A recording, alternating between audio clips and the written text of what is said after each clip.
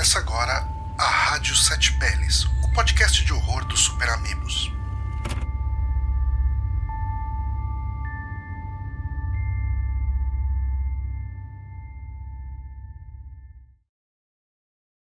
Sim, estamos começando mais um Rádio Sete Peles, podcast Super Amigos de terror, falecidos Super Amigos, mas o podcast continua vivo. Eu sou Johnny Santos, estou aqui com Guilherme Bonatti. Oi, e eu sou do Brooklyn. Nossa, esse gostou dessa frase de efeito. E André Kaoru, o Moonrunner. Olha, boa noite. Hoje eu não tenho piada que o Bonatti me desarmou, mas já que o Super Amigos está falecido aí, né? É nada melhor que um podcast filme de terror aí para sempre reviver esse podcast tão querido. Pois é. Eu preciso mudar essa introdução, já que em breve a gente vai ter gente ouvindo esse podcast que nunca ou nem ouviu falar de Super Amigos. Talvez já existam essas pessoas. Então eu preciso, inclusive, regravar aquela abertura, né? Porque na abertura eu falo que é o podcast de terror, de horror dos Super Amigos. Enfim, eu preciso me dar o trabalho de corrigir as coisas. Mas não estamos aqui para falar de coisas administrativas do Rádio Sete Peles. Estamos aqui para falar sobre Coração Satânico. Original Angel Heart. Filme de 1987. Que é um filme de suspense com... Eu diria que ele é quase um filme de investigação no ar com elementos de terror. Sim. É que assim, a gente pode roubar porque a gente fala tem diabo é terror, foda-se. Justo. Inclusive o próximo podcast vai ser sobre Little Nick, foda-se. Com a atuação do Tarantino, hein? Olha que incrível. Verdade. Esse é um filme dirigido e escrito por Alan Parker. Vocês assistiram mais coisas do Alan Parker, inclusive? The Wall. The Wall eu assisti, mas eu não lembro de nada. Assim, eu vi na escola. Ô, louco. Ô, louco, que conceito. Pois é. Porque ele é um diretor que eu preciso ver mais coisa, porque as coisas que eu vi dele eu achei todas meio incríveis, assim, o Expresso da Meia-Noite, o Mississippi Burning e A Vida de David Gale, que eu vi na TV e eu nem sabia que era dele até há pouco tempo atrás. Eu acho que são filmes muito fodas, assim. Eu assisti Mississippi em Chamas também, tipo, em VHS. Olha aí. Obviamente não lembro de nada dele. Filme cheio de lacração, né? Esse daí. O filme é uma adaptação do romance de detetive Fallen Angel, escrito por William Hjortsberg, não sei como pronuncia esse nome aqui, em 1978. Ele foi produzido pela Karolko Pictures, que a gente tem falado bastante deles aqui, né? Sim. Eu adoro a Karolko, cara. Sempre que eu vejo o logo deles em algum filme aí, eu fico muito feliz, cara. Eles fazem um filme fodido. Distribuído pela TriStar Pictures, contou com um orçamento de 18 milhões de dólares e uma bilheteria de 17,2 milhões de dólares, o que é muito injusto para esse filme. É muito bom. O diretor fala que uma coisa que lascou eles é que... Não sei se foi o diretor ou foi algum produtor, mas esse filme saiu, parece que no cinema, tipo, no mesmo dia de Máquina Mortífera 1. Nossa. E aí, tipo, ele meio que se fudeu, né? Porque Máquina Mortífera 1 foi um fenômeno, né? Melhor buddy cop da história. Melhor buddy cop da história, com certeza. Quem deve ter dado essa dica pra lançar no mesmo dia de Máquina Mortífera foi o John Carpenter, né? Que esse adora, né? Lançar The Thing quando sai o ET, né? Caralho, mano. O filme é estrelado pelo Mickey Herc, antes de ficar feio. O Robert... quando era bonito pra cacete, inclusive. Não, ele era considerado o homem mais bonito dos Estados Unidos. Tinha uma coisa Sério? Assim. Eu acho que ele chegou a ganhar tipo, essas votações, assim, sabe? De revista, essas coisas assim, com o homem mais bonito vivo, sabe? Essas coisas assim. Caralho. E Robert De Niro como Diabo, Lisa Bonet e Charlotte Rampling. É a Margaret. André, fale a nossa sinopse, a sua sinopse. Eita, minha sinopse. Detetive Harry Angel é contratado pelo enigmático Sr. Cypher, para investigar o misterioso desaparecimento de Johnny Favorite, um cantor de jazz que desapareceu há mais de 10 anos. A investigação leva Harry até New Orleans, que se envolve... Nossa, eu escrevi muito mal essa sinopse. A investigação vai levar Harry até New Orleans e ele vai se envolver em uma série de assassinatos muito bizarros. Pois é. E uma coisa interessante desse filme, o nome original dele, né, que a gente falou aqui, é Angel Heart e tal. Eu assisti esse filme apenas uma vez, que foi essa semana para gravar o podcast, né? Sabia de nada dele, né? Não sabia de nada. O que eu sabia foi o que o Bonatti disse. É o filme que o De Niro é o diabão. Né? E assim, a primeira vista, logo que você começa a assistir o filme, pode ser que você tenha talvez as cabeças das pessoas nos anos 80 possa talvez ter sido iludida de alguma forma de oh não, ele era Lúcifer o tempo inteiro, mas eu duvido. É o tipo de coisa mais. Eu nunca vi um diabo tão óbvio logo na primeira cena, né? Porque e quando tem a epifania do Harry Angel falando, Louis Cypher, Lucifer, você fala, Bem ruim essa não, mano, epifania. não precisava disso, gente. Tava muito na cara na primeira cena que aparece ali. Tipo, isso tá muito longe de ser um plot twist. Exato. Eu acho que o filme, inclusive, não disfarça. Eu acho que essa parte é só um tipo, se você não entendeu até aqui, deixa eu desenhar pra você. Saca? Porque é tipo. Mas eu digo assim, né?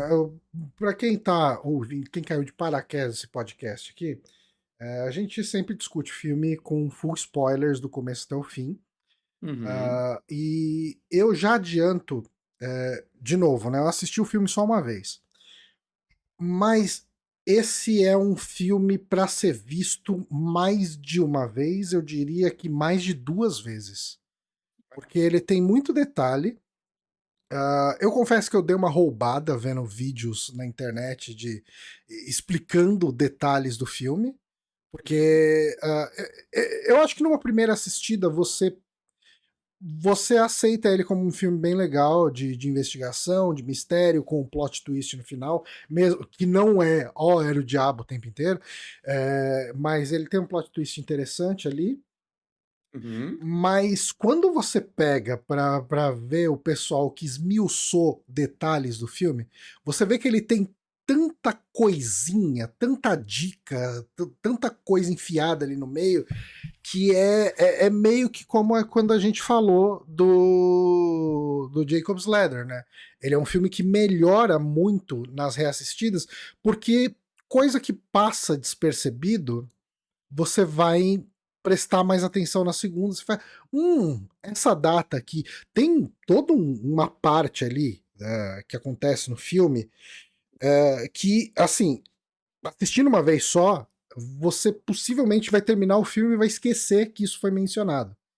Mas tem todo o lance do Harry ter vindo da guerra e esquecer todos os eventos que aconteceram durante um ano da vida dele, porque ele teve algum problema na cabeça e não sei o quê. Cara, tipo, quando o cara falou num dos vídeos que eu vi, né, sobre o filme, isso, eu falei, é verdade, né? Tem isso, realmente isso é mencionado. Ele até fala que ele foi dispensado, né? Ele foi dispensado, não foi nenhum herói, não, né? Perdi toda a parte das honras. E é o tipo de coisa que é mencionada bem casualmente no filme. E se você não tá prestando atenção, se você não anotou isso, como não chega a ser muito mencionado ao longo do filme isso, né? Ele tem um trauma, ele tem flashbacks que ele esquece, não tem nada disso, né? Isso é mencionado casualmente no começo. Isso é mencionado, acho que quando ele é contratado pelo Louis Cypher, né? Sim. E não volta, né? E daí quando você chega e vai pro final do filme, você fala, ok, isso faz algum sentido. Isso se encaixa com algumas coisas que a gente viu aí. Sim. Eu acho que é um filme muito interessante, né? Nesse ponto de vista de como você vai montando as coisas, né? Eu acho que ele. Tipo, eu acho que as duas piores coisas desse filme são Oh My God, It's Louis Cypher, Uhum. né? E Os Olhos Amarelos, eu acho que ele meio. Não precisava também. Ah, é.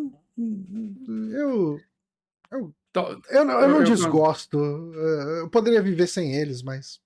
eu consigo ver isso sendo muito um produtor falando, tem que ter algo assustador Aham. nessa cena. É. Eu acho Mas que o é. elevador descendo nos créditos é muito mais impactante do que os olhos da Ah, criança. sim. Ah, então, e depois é da criança, né? Que primeiro é do, Uhum. do De Niro, depois é da criança. Mas assim, esse é um filme que ele também entrou num. Não sei se o Development Hell é um termo válido, né? Mas o roteiro dele, né? O Alan Parker, que escreveu também o roteiro, e ele demorou muito para conseguir que um estúdio financiasse esse filme, né? Acho que quase 10 anos, inclusive, foi bastante mesmo. Um dos pontos é justamente o final, porque todo estúdio falava, mano, você tem que ter um final mais otimista, né? O final desse filme é pessimista pra caralho. E tipo, não, saca? Não, pelo amor de Deus. É, Esse é o final que esse filme tem que ter. isso era uma constante, né, em filmes que a gente comentou aqui dessa época. O Jacob É, Leder também teve problema com o final, né? sim, Foi, né? teve. A gente comentou aqui. É... Tipo, esse final anos 80, começo anos 90, o pessoal não estava preparado para, tipo, as produtoras não estavam preparadas para filme com um final pessimista. Tipo, e Até hoje, eu acho que muito filme ramela nessa parte. é, Eles têm um pouco de medo disso, saca? uhum. Você não quer frustrar o telespectador, vamos dizer assim. Eu Ah, acho que é um medo.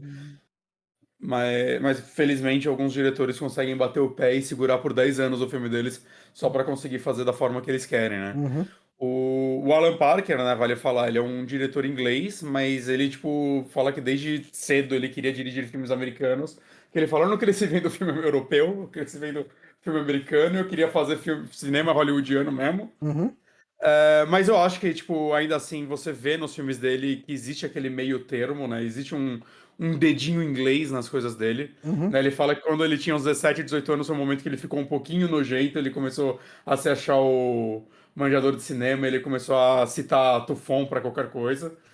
Mas, no geral, né, ele queria dirigir, escrever filmes americanos. Né? Quando ele fez faculdade, ele focou no roteiro, porque ele achou que era muito tendencioso por parte dele colocar que ele queria ser diretor, uhum, né? Mas ele meio que acabou virando. O que ele sempre quis foi virar diretor, mas ele estudou mais roteiro por causa disso, que ele achava que era um caminho mais humilde, vamos dizer assim, de você uhum, começar. E ele começou dirigindo comerciais, né? E ele fala que foi bem por acaso assim que ele conseguiu a oportunidade de dirigir, porque ele tava trabalhando com uma produtora aí fazendo comerciais e eventualmente eles estavam gravando um e tipo, ele falou, mano, todo mundo sabia fazer alguma coisa menos eu. Assim, ele falou, uhum. um cara sabia operar a câmera, o outro sabia operar os microfones, o outro sabia mexer no cenário, saca? Tipo, todo mundo sabia fazer alguma coisa, eu não sabia fazer bosta nenhuma. Aí um cara virou pra mim e falou: Você consegue gritar ação? Ele, porra, qualquer idiota consegue. Aí ele foi lá e começou ali. Gritei ação, eu gritei corta. Aí uma hora eu comecei a dar algumas direções pra galera e os caras começaram a dizer: diretor! E aí ele falou que foi assim que ele começou a dirigir as coisas dele. Fake till you make it, né? O pessoal fala. Né? O finge até que o pessoal acredita em você. É, Excelente. é, é. E ele eu acho que é interessante, assim, eu gosto muito de ver entrevistas com ele, assim, que ele é um cara que fala muito bem, ele é um cara que... Ele parecia, né, ele faleceu há pouco tempo, ele faleceu em 2018, 20. Acho que foi 20? 2020. 20. 2020, 76 anos. Mas ele é um cara que, tipo, fala mesmo, ele tenta ser, parece que gentil quando ele vai falar, principalmente quando ele vai falar do Mickey Rourke. Mas ele parece ser um cara bem pé no chão e tal. Inclusive, uma das coisas que eu vi Esferaço da Meia-Noite, acho que foi esse ano ou ano passado, pela primeira vez. E eu não sei se vocês já viram esse filme, né? Ele é baseado também num livro, que é uma história real de um cara que foi. Ele foi preso na Turquia por estar com droga, por porte de drogas. Só que ele ficou tipo 6 anos lá. Ele foi meio que pego de exemplo pela polícia lá. O consulado americano tentava soltar ele, não conseguia e tudo mais. E aí, quando ele fugiu da cadeia da Turquia, depois de, sei lá, 6 anos, e ele escreveu um livro sobre a história dele, porque é uma história interessante. E assim, ele é o cara que se fudeu na Turquia, aí o Alan Parker pegou e ele fez o filme. O roteiro é do Oliver Stone, inclusive, não é do Alan Parker. Mas, e é um filme que concorreu ao Oscar e tudo mais, só que acontece que, assim, esse filme acabou. O cara que ficou preso injustamente na Turquia, quando assistiu o filme, ele falou: Meu Deus do céu. Ele foi pedir desculpa pros turcos, porque o filme é extremamente preconceituoso com turcos. E o cara que ficou preso, ele falou: Mano do céu, o que você tá fazendo? Não é assim também, saca?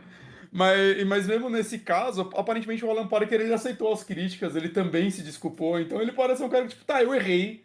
Fez um filmaço, Expresso da Meia-Noite. Vale a pena assistir ainda. É um puta filme foda. Desses filmes de fuga de cadeia lá, Shawshank Redemption, ou Fuga de Alcatraz, saca? Ele é um filme, eu acho que até mais denso do que esses filmes, assim, porque, porra, o cara tá numa cadeia completamente insalubre, Mas o cara saca? escapa da prisão? É isso? Escapa. Ah. Ele consegue escapar.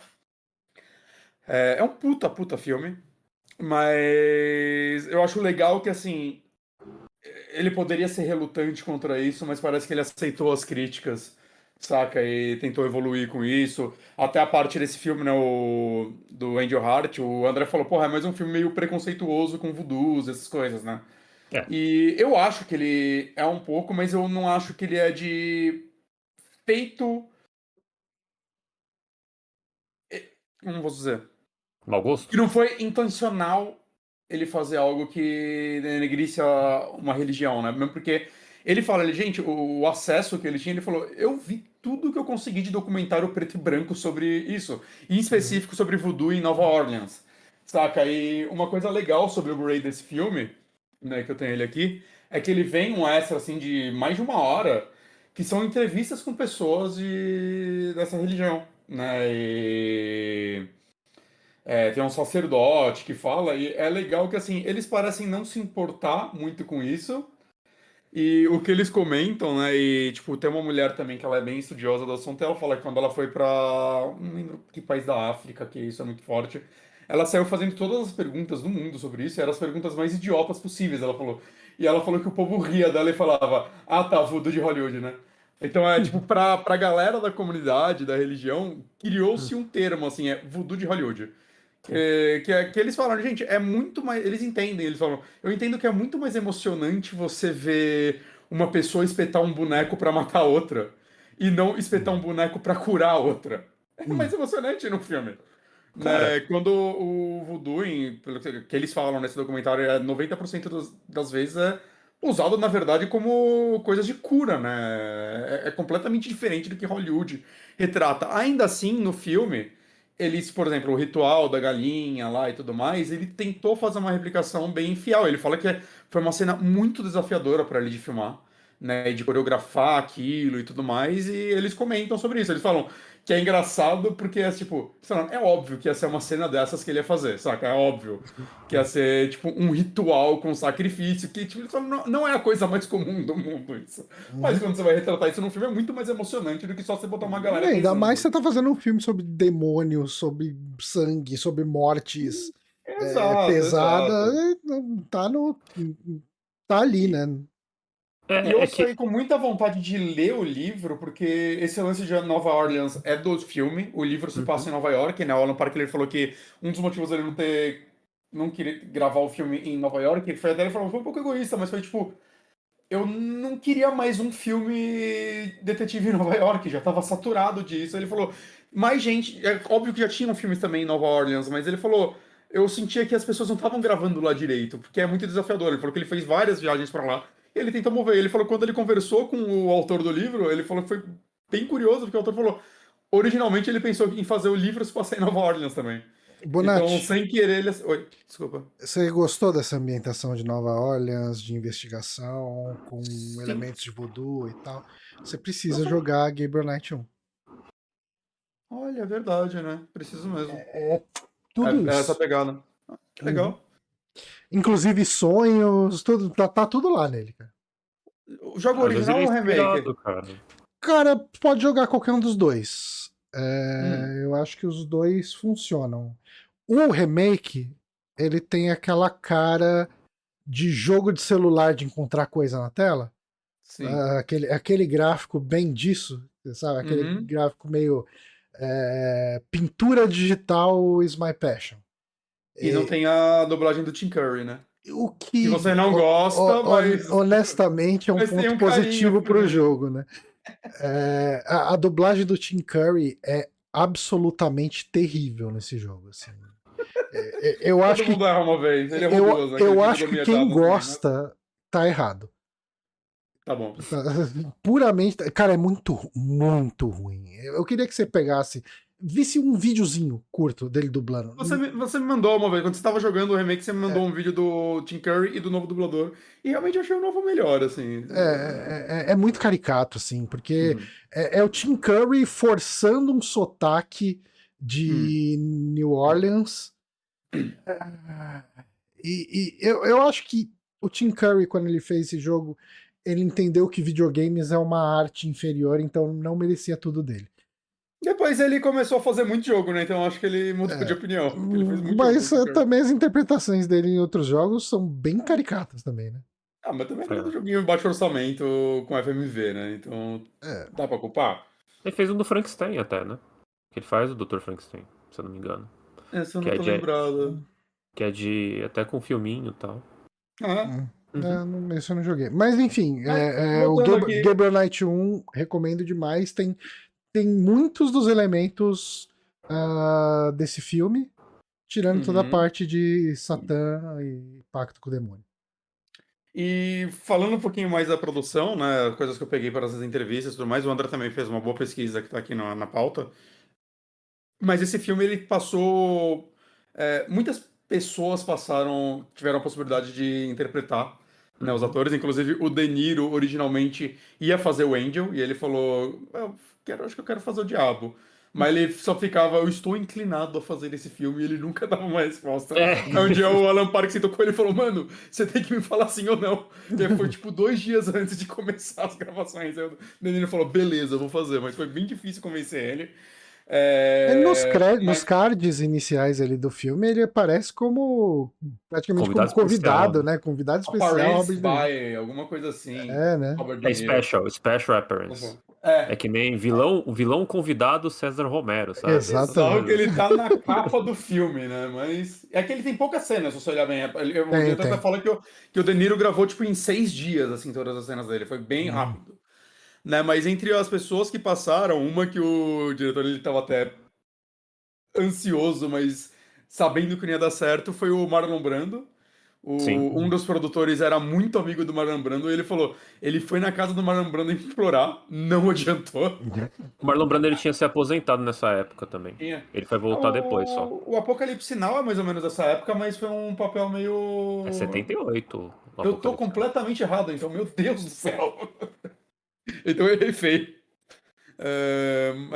Mas enfim, o 78, Al Pacino, 87, a mesma coisa.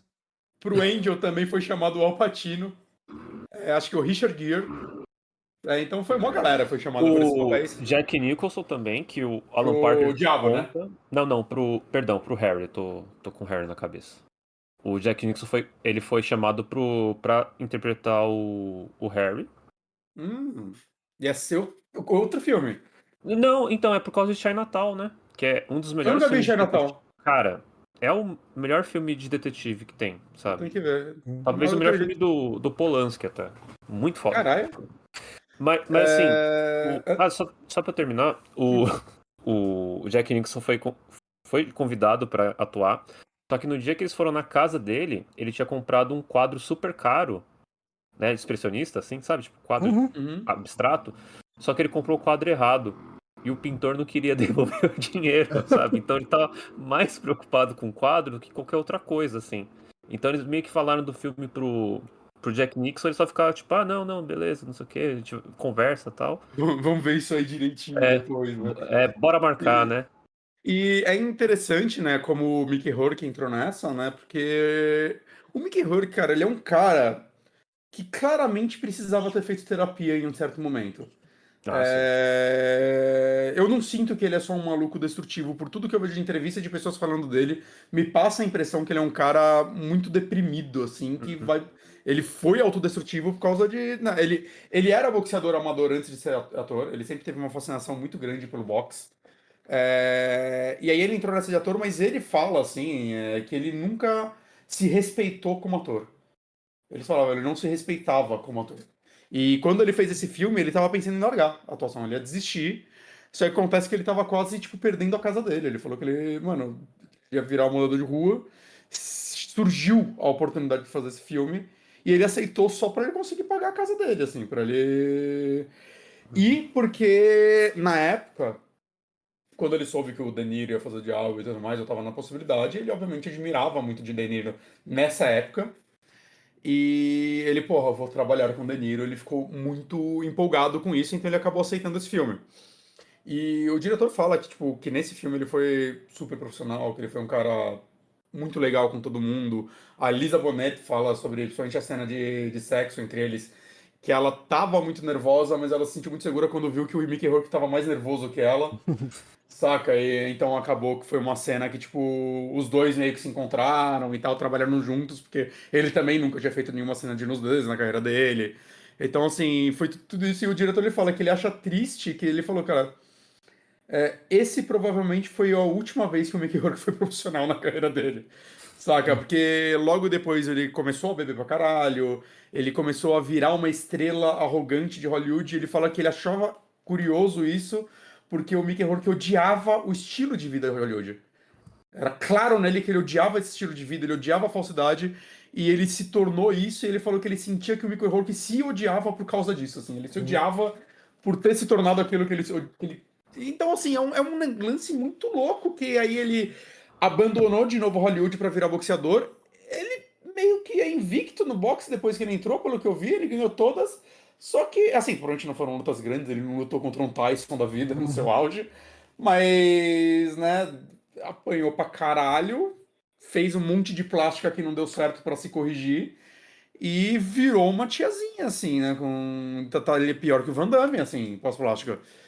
E ao mesmo tempo, eu acho que até hoje ele é um bom ator, tá? Tipo, obviamente é fácil falar, tipo, O Lutador é um filme incrível, Sim. porque eu não sei se vocês assistiram, o André não assistiu, né? Não vi. É bem bom. Esse filme é incrível, incrível, incrível. Inclusive, o Mickey Rourke fala, eu vi uma entrevista com ele, dele falando quando... Qual é o nome do diretor? É o Denis... Não, o Denis Villeneuve. Aronofsky? É o Aronofsky. Chamou ele, foi meio que pra salvar a carreira dele, e o Aronofsky chegou pra ele e falou, é o seguinte, você não vai me desrespeitar na frente da equipe, tudo que eu falar você vai fazer sem questionar, você vai chegar na hora. Sabe, o cara chegou metendo a bronca no Mickey Rourke, ele tava todo fodido, ele falou, beleza, e falam que ele foi extremamente profissional nesse filme também. Ele abaixou a cabeça e trabalhou pro diretor e entregou uma das melhores atuações dele de novo. Saca? Mas eu acho que até, tipo, sei lá, se você pegar, sei lá, os Mercenários, que ele é só o mercenário aposentado que tem 3 cenas, ele tá bem, cara. Ele tá entrega bem, tá bem pra caramba. Ele tá bem, sei lá, Sim, em Homem sim. de Ferro, foda-se. Ele sempre tá bem nos papéis dele. No Sin Saca, City ele tá muito bem no também. Sin City ele faz o Marvin, né? Muito, muito foda.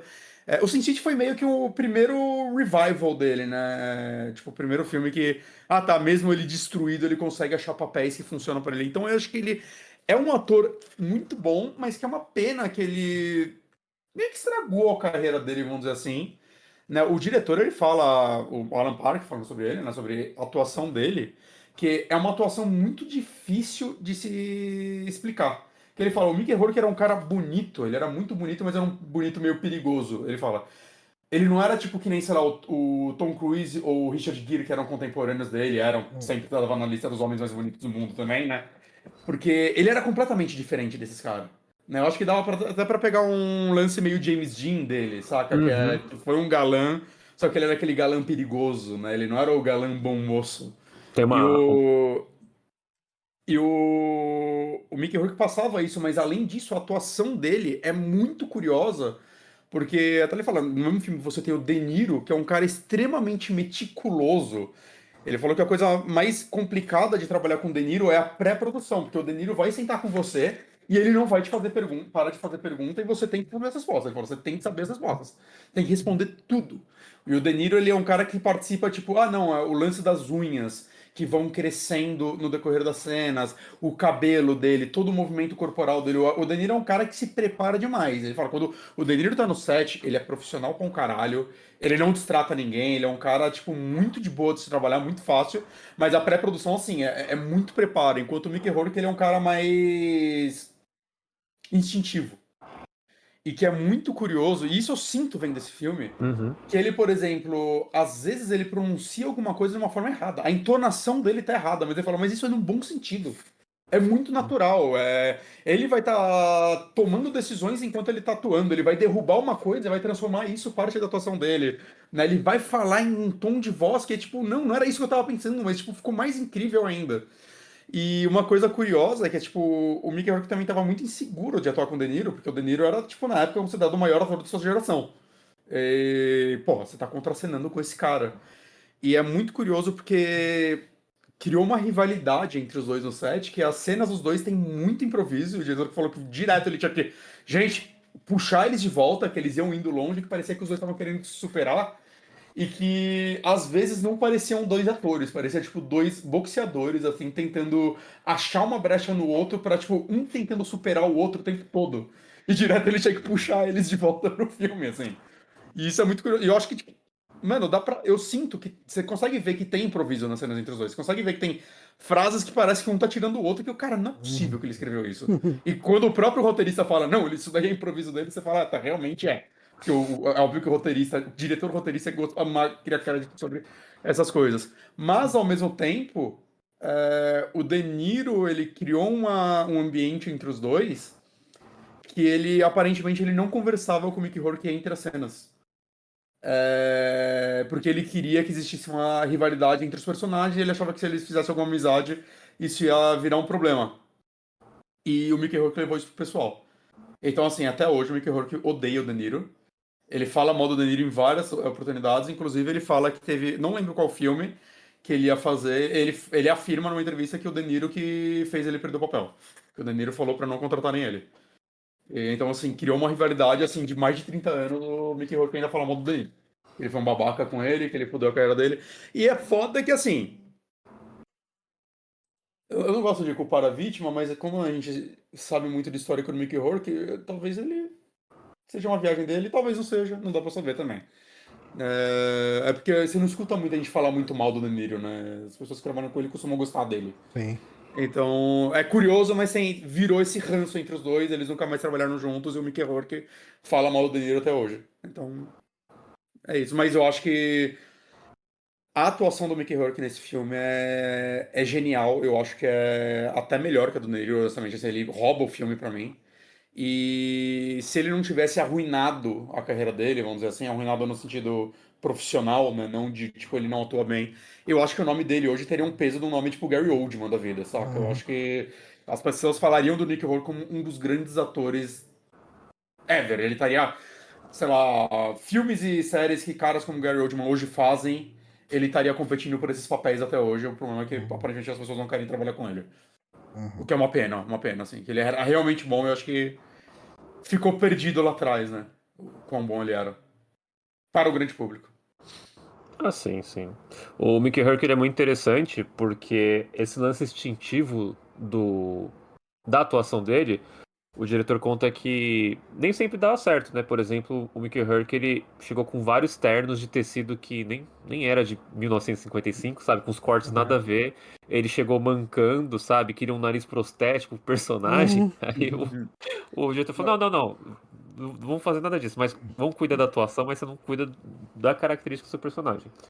E ele fala que o Mickey Rourke tinha esse poder, cara, de, tipo, ele era um cara muito bonito, assim, você entende porque todas as mulheres no filme dão brecha pra ele, até a enfermeira, né, do hospital, assim, você vê que A enfermeira é interpretada pela Kathleen Reuter, difícil esse nome, que é a Chloe de Plantão Médico, a melhor série de todos os tempos. sabia, Só falando isso. sabia que havia um link com o Plantão Médico. E assim, o Alan Parker conta que o Mickey Rourke ele tinha essa beleza, mas ao mesmo tempo ele conseguia pegar o terno mais cara, assim, um terno de grife mais fudido do mundo e usar como se fosse um mendigo, sabe? Porque você vê nele, assim, é aquela coisa de galã que o Bonatti falou. Imagina esse filme interpretado, sei lá, pelo Brad Pitt. Nunca que ele ia ser tão sujo que nem o hair do Mickey Herc, É que de o estar Brad todo Pitt, ele faz, encebado. às vezes, um cigano loucão, ele até... Mas é cool, sabe? Assim, É cool, você é tá cool. certo, é cool. Né? E o Mickey Herc, nossa, ele tá nojento nesse filme, né? Nojento, assim, parece que ele tá fedendo o tempo todo, cara. E toda a cena com ele, eu não paro de olhar ele, mesmo quando ele não é o foco, né? Tipo, eu acho muito foda, assim, os detalhes que você vê que, cara, isso não poderia estar escrito. Que, tipo, quando ele vai encontrar a Epiphany pela primeira vez, ele passa e um cachorro late pra ele, aí ele dá uma corrida meio desengonçada pra fugir do cachorro, ele começa a rir. É tipo, cara, é muito natural a atuação dele, né, cara? Uhum. O próprio bebezinho, né? O filho da Epiphany que começa a chorar, isso é que a criança não gostava do Mickey Herc, né? E aí eles botaram no filme mesmo assim, fala, bota que o bebê ninguém Caralho, gosta. Então, eu isso fiquei aí. olhando e pensando, como eles fizeram essa criança chorar tão bem? A criança não pode atuar tão bem assim, não. Ah, tá, Isso, ela tava chorando mesmo. isso aí, naquele vídeo que eu comentei de Análise. explicando o filme, né, e Hum. tal, o cara rebate isso, o cara refuta, porque nos roteiros de pré-produção, assim, nos first drafts, né, nos primeiros rascunhos do roteiro, já tinha essa cena da criança chorando, muito antes da criança ver um Mickey Herc, né, de existir uma criança e de existir um Mickey Herc. Mas, enfim, Ah, mas assim, mas no comentário do diretor ele fala isso. Uhum. Sim. Que na verdade ele fala que a criança ficou com medo do nariz prostético lá, Aquela... da proteção de nariz, né, que ele tava Ele usando. fica mó tempão com aquela porra, mano. Ele É. pega do cara pra praia. O diretor também, eu acho que o ponto dele também, que o diretor fala que é, tipo, o Mickey Rourke é... Você tem que achar o rolê com ele, mas ele fala, não existe mais delicioso do que ver ele acertar uma cena. Uhum. Ele fala, é um negócio incrível. E só mais uma coisa sobre a produção desse filme, que eu acho que é um ponto muito interessante, que é tido como, tipo, esse filme acerta uma coisa que muitos filmes não acertam, que é na ambientação. Por quê? Não é uma coisa do livro é que ele se passa em 59 e o filme se passa em 55, Uhum.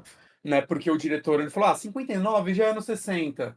Já o mundo o mundo já estava começando a ficar um pouco mais colorido. Aí ele Uhum. falou: eu quis puxar o filme para 55 porque tá mais perto dos anos 40. Uhum. E como os anos 40, né, foi Segunda Guerra e tudo mais, ele falou: eu consigo até forçar a barra e puxar um pouco para os anos 30 para isso, Uhum. né? Dar uma aparência mais velha com essa pouca diferença De de anos idade, aí, esses né? 4 anos. 4 anos. Uhum. E um ponto que esse filme acerta, que muito filme de época erra, é que, assim, é normal um filme, por exemplo, de época que se passa nos anos 50, todo mundo tá na moda anos 50, os Uhum. carros serem anos 50. Uhum.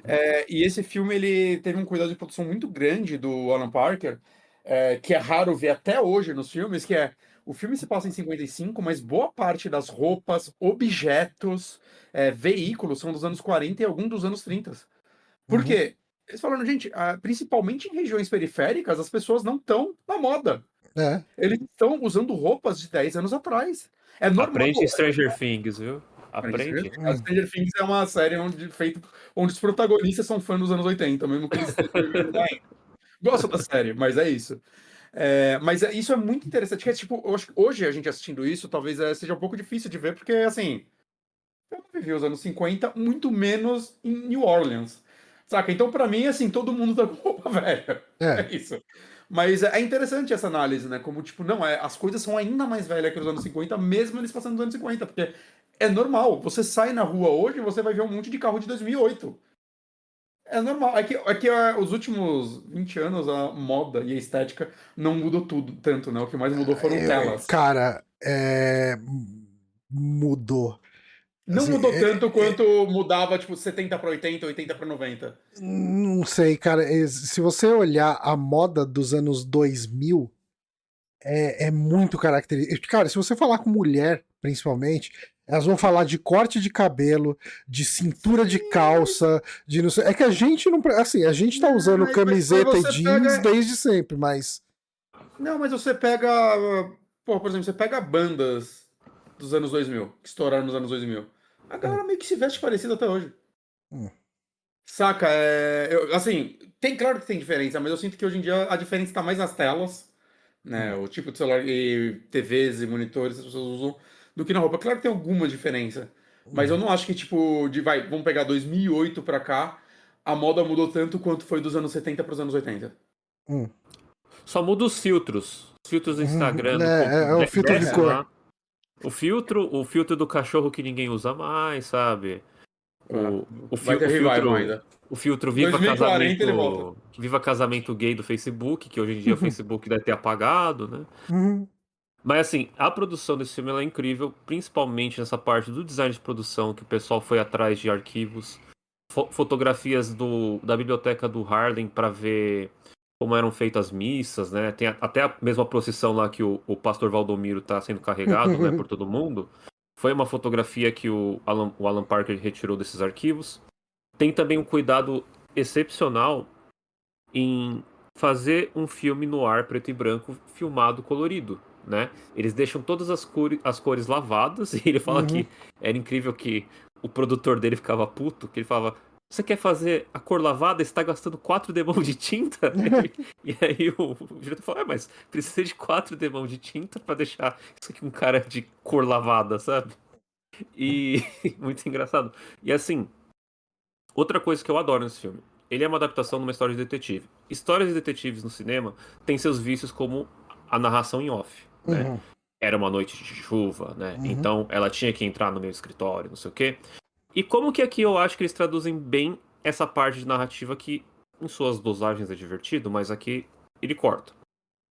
Plano detalhe. Você tem muito plano detalhe vendo gaveta cheia de coisinhas, de arma, plano detalhe na carteira do Harry Angel, na mão do próprio Lucifer lá.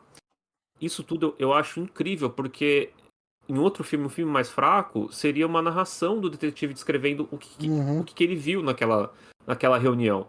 E o único momento que ele se dá o luxo de fazer essa narração em off são quando o Harry tá pensando em alguns assuntos, né? Algumas coisas que passaram, que é realmente para dar exposição aqui pra gente não se perder, porque é uma trama que tem muito nome, né? O diretor até falou: eu me rendi umas 2 vezes por conveniência narrativa.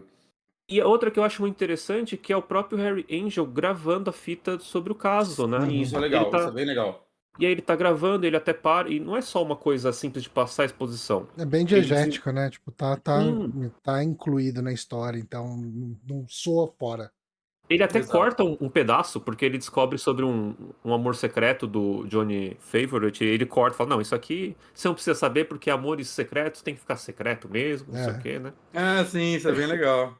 Então, cara, tem uma coisa interessante nesse filme, é que tudo que acontece, todos os eventos que acontecem no filme, o Harry Angel tá presente. A gente não tem cortes fora do Harry Angel. Enquanto isso, num outro lugar. Tipo, ok. assim, por mais que assim, não é um filme em primeira pessoa do Harry Angel, mas todas as cenas são de lugares onde ele tá, as coisas estão acontecendo ali. O que acontece em off a gente não vê. No máximo, assim, flashback, tipo, memória, né, sonho e tal, beleza, mas é tudo do ponto de vista do Harry Angel, que ajuda a manter o mistério, né, tipo, você não tem, o Lucifer confabulando tipo, num segundo momento, sabe? Tipo... E falando um pouco, assim, do Mr. Cypher, né? Porra, cara. É muito fácil ver que o diabo veio te encher o saco, né? Um se chama John Milton, né? Aí o outro se chama Lucifer, né? Você vê que na atuação dele, cara, ele tá se divertindo muito com o Harry Angel, com as merdas que ele tá fazendo. E tem momento que ele quase quebra, que ele fica puto. Porque você vê o zóio do De Niro, assim, cheio de sangue, aí ele para. Não, vamos fazer dessa forma, assim, né? Principalmente quando ele tá na igreja, assim, eles comentam algumas coisas, que é incrível. Quando ele xinga, ele fala: tá numa igreja. Muito bom, mano. E, cara, é fascinante. Não sei se o Bonatti comentou um pouco que o De Niro, ele comprou vários ternos italianos, né? Foda-se, já que eu vou interpretar, vocês vão bancar esses ternos italianos. E, sei lá, umas 50 bengalas de uma loja em Paris que ele achou. pra escolher como o personagem vai usar, né? Uhum. E o diretor com medo da conta que ia chegar, né? É que o diretor, tipo, parece que o De Niro ligou pra ele e falou, ó, tem uma porrada de bengala aqui, sei lá o que lá. Aí o diretor, mano, eu tô pensando em pegar todas. Aí o diretor, quanto é? Ele falou, sei lá, $500 cada uma. Aí o diretor falou, ô, e se a gente mandar um fotógrafo aí? Você mostra umas bengalas e a gente escolhe. Pelo amor de Deus. Porque uma coisa que o Alan Parker fala, assim, quando ele tá falando sobre ele mesmo, uma hora, né, que ele acha que se ele acha como diretor, ele fala, eu acho que eu tive uma carreira sólida, né? Ele fala, eu acho que eu tive sorte que eu nunca estourei um budget, que esse é o maior medo dos produtores. E eu acho que nesse momento, assim, foi uma Passou nossa, um Deus, pelo amor de filme Deus. na frente dos olhos dele. Né? Eu também gosto muito da atuação da Louise Bonet. É Bonet que fala? Sim, ela tá Bonatti. muito, muito bem. Lisa Bonetti, Lisa Uhum. Bonatti, Que que é ela, a mãe da Zoe Kravitz, né? sim, ela Hum, fazia aquele The Cosby Show, né, que era tipo um sitcom do Bill Cosby, né, Que que é esse engraçada, né? humano excelente, né? Que Uhum. ela pediu pro Bill Cosby, né? Falou, vou fazer esse teste e tal. E ela disse que o Bill Cosby apoiou ela, falou, pode ir, mas aí a mídia falou que o Bill Cosby explodiu porque, meu Deus, isso vai queimar meu show, e é muito curioso, inocente pensar ele, né? Que, tipo, ele achou que isso que ia queimar o show dele. Mas Mas um amigo é. do Bill Cosby fala que não, isso daí foi exagero, foi só que ele ficou um pouco incomodado, porque, porra, ela fazia acho que a filha dele na série, aí ele sabia que ia ter nudez, mas que ele entendeu completamente o que ela ia fazer, né? E, bom, foda-se, o Cosby é só um comentário. E o Alan Parker fala que, tipo, ele não contratou ela por isso porque ele nem conhecia o show quando ele fez a entrevista com ela. Ele falou: eu entrevistei um monte de gente, ela tava incrível, eu contratei ela, mas eu nunca tinha visto, eu moro na Inglaterra, esse show nem passava lá na época. Depois que eu fiz o negócio me falaram, legal, mas eu não tenho nenhum interesse em ver esse show também, não. Sim, mas ela tá incrível, ela tinha Sim. 19 anos. Existe uma Exato. cena de sexo entre ela e o Mickey Hurk que foi muito polêmica, né? Foi o ponto em que o Alan Parker teve que cortar alguns frames pra não ganhar uma Mais por categoria causa do X. sangue. Ele disse que mais por Sim, causa do sangue. Era a mistura do sexo com sangue, foi o que. A censura. A gente cortou acho que 10 segundos dessa de cena. bunda do Mickey Hurk, ele fala, É. né? Eu cortei 10 segundos da bunda do Mickey Que Hurk, não foi existe a nenhuma perda versão pro sem cinema. corte. Hoje em dia existe, mas eu não acho que é a mais difundida, mas existe a versão sem corte. Se A você versão quiser do ver mais 10 Blu-ray, segundos. você... Eu não sei, não tá escrito nada de Director's Cut, não tá falando nada. Então ele tem 1 hora e 53. 10 segundos, mano. Foda-se, saca? E assim, eu gosto muito da atuação dela, também do cara que faz o Sweet Toots, né? Que é o músico de jazz que só quer saber do drink Two Sister, nothing more, Two Sister. Só quer tomar aquele drink no bar, né? É porque eles todos estão mentindo pro Harry na investigação, né? Uhum. E, cara, eles entregam uma atuação super bacana, assim, que não deixa nada a desejar. Em nenhum momento você fala, putz, isso aqui ficou forçado, né? Porque logo depois você vai ter uma revelação de alguma mentira que ele contou, que ela contou, né? Ainda mais Também é a uma atriz que tá Lisa muito bem, Bonet. né? Oi? A Margaret também, né? Falando dos atores, ela Sim, também tá muito bem, né? sim, sim. Tem uma Mas cena, 2 cenas com ela, mas eu acho que todo mundo nesse filme não consegue apontar nenhum defeito em ator, assim. então, e tá até, pô, até mesmo a recepcionista do hospital, cara, ela rouba a cena, assim, no momento você Cara, a fica. Chloe, quem duvidaria dela? Mas você fica encantado. Nossa, eu gostaria de saber mais sobre essa recepcionista aqui, que não Uhum. sabia que as canetas esferográficas não foram inventadas em 43, sabe? Então, Aparentemente elas existiam na Argentina já. olha aí. Isso daí tava no IMDb, mas não nos Estados Unidos, então não tá errado. Uhum. E, cara, é incrível. É um caso de que ele é um filme que tudo alinhou pra dar certo, né? É um ator difícil, como o Mickey Rourke. Um ator que é difícil, assim, no seu auge, que é o De Niro, né? Difícil de Um, você convencer um cara que tá no seu auge a participar de um filme de médio orçamento, vamos dizer assim, não um sim. puto orçamento, né? E um diretor que era famoso por experimentar muita coisa, né? Ele é experimental em todos os filmes dele. Ele foi fazer alguma coisa de sobrenatural aqui, né? E foi incrível também.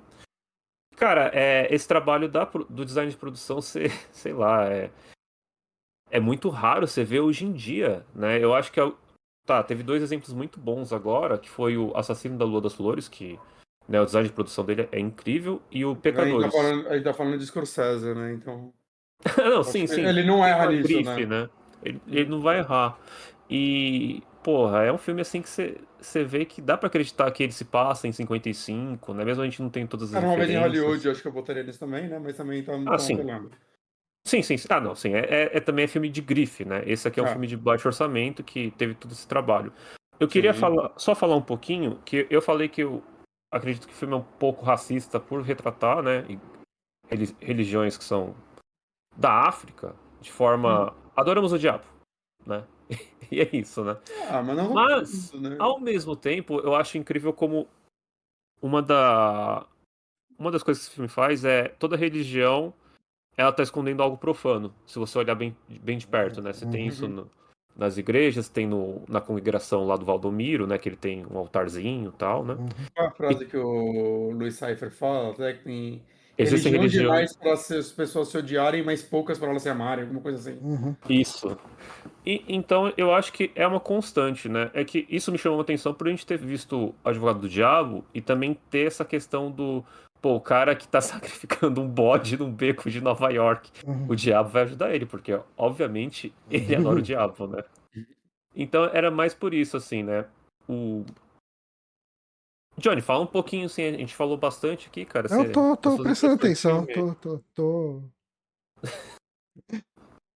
O Johnny teve a primeira experiência. Você também, né, André? Foi a primeira vez que você assistiu esse filme, né? Mas eu vi duas vezes, porque a gente ia gravar semana passada e não deu. Aí eu falei, pô, o filme é muito denso, eu tenho que rever, né? Tanto que eu até fiz a demarcação dos acontecimentos. E, cara, rever foi muito bom, porque de primeira eu não tinha pego o ventilador, nem a batida de coração, sabe? Ou o piano que toca o tema do Johnny favorito toda hora, assim.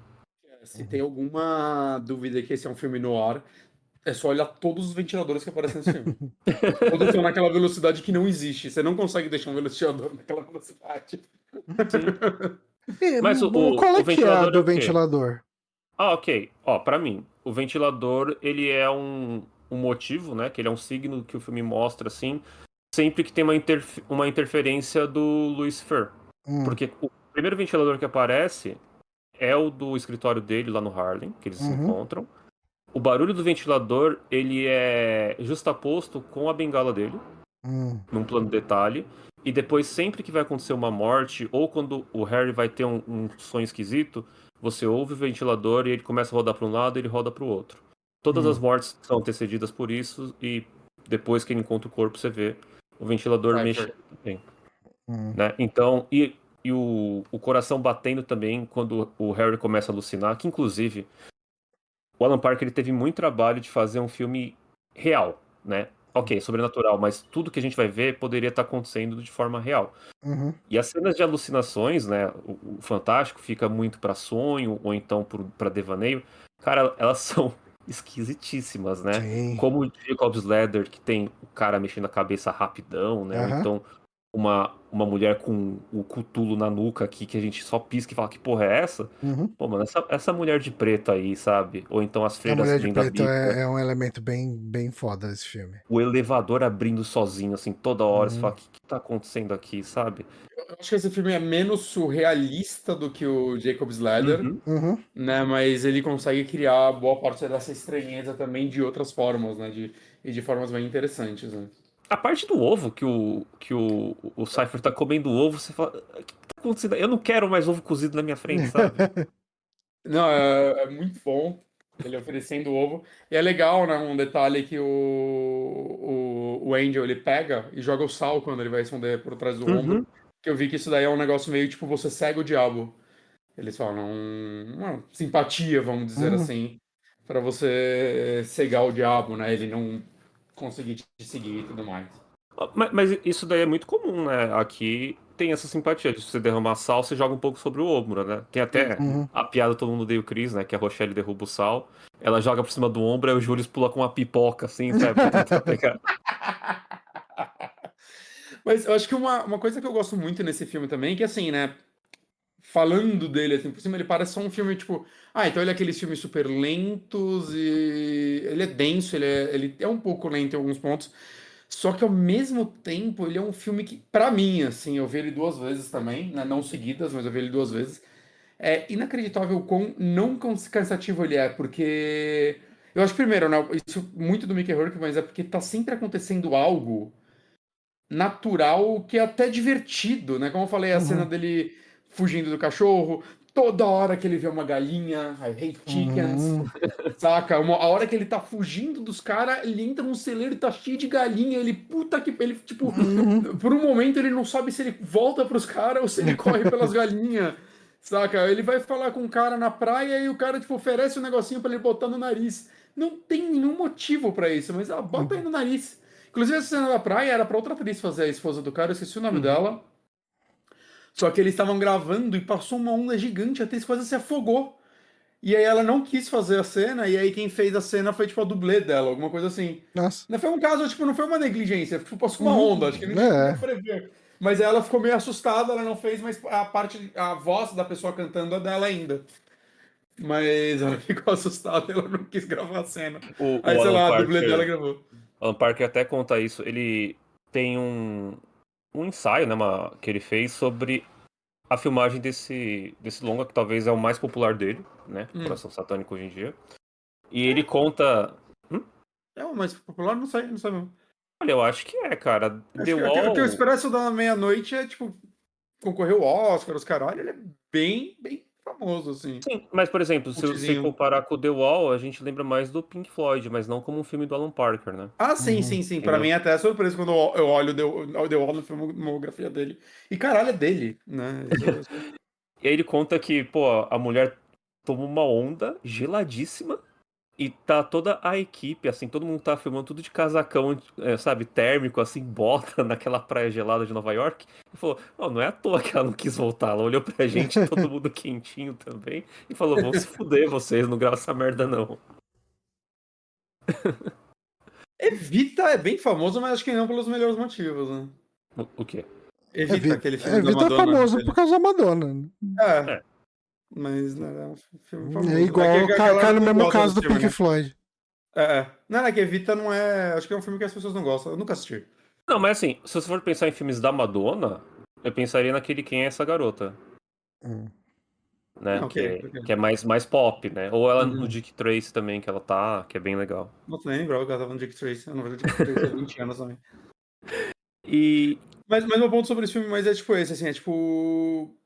É incrível como ele é um filme noir, ou um neo-noir, né? Uhum. Mas é psicológico e tudo mais, só que eu acho que ele tem uma dinâmica, diálogos super interessantes, assim, né? Os Sim. diálogos deles, sei lá, mano, não deve a nada a bons diretores que escrevem bons diálogos, sei lá, um Tarantino da vida.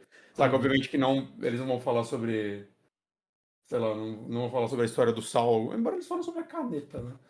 Então tem um pouco dessa naturalidade que o Tarantino botaria no filme dele.